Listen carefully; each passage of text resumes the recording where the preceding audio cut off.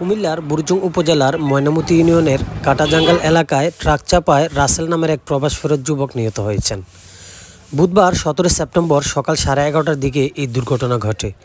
নিহত রাসেল উপজেলার ময়নামতি ইউনিয়নের ঝুমুর গ্রামের উত্তরপাড়া মুন্সিবাড়ি মুস্তাক আহমেদের ছেলে। তিনি ইরাক প্রবাসী ছিলেন।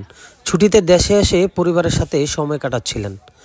পরিবার সূত্রে জানা যায়, বুধবার সকালে বাড়ি থেকে চেক নিয়ে ক্যান্টনমেন্ট এলাকার একটি ব্যাংকে যাওয়ার পথে কাটাজাঙ্গাল এলাকায় পৌঁছালে একটি দ্রুতগামী ট্রাক তাকে ধাক্কা দেয়।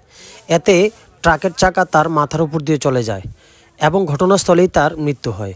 খবর পেয়ে ময়নামতি হাইওয়ে থানা পুলিশ ঘটনাস্থল থেকে তার মরদেহ উদ্ধার করে এবং দুর্ঘটনার পরপর ঘাতক ট্রাকটি সেখান থেকে পালিয়ে যায়।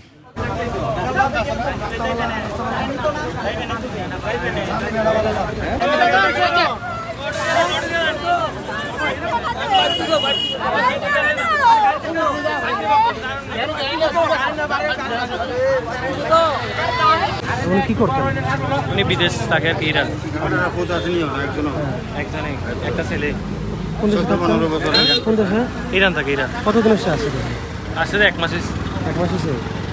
বাচ্চা বিয়ে করছে? বিয়ে করছে। বাচ্চা কাচ্চা কি? হ্যাঁ, বাচ্চা কাচ্চা কি? বাচ্চা কাচ্চা একটা ছেলে আছে। একটা ছেলে। এমনি দেশে কি করতেন? দেশে এখন মানে ছুটি আসছে তো, এই জন্য টাকা পয়সার অভাব নাই। ছুটিতে আসছে।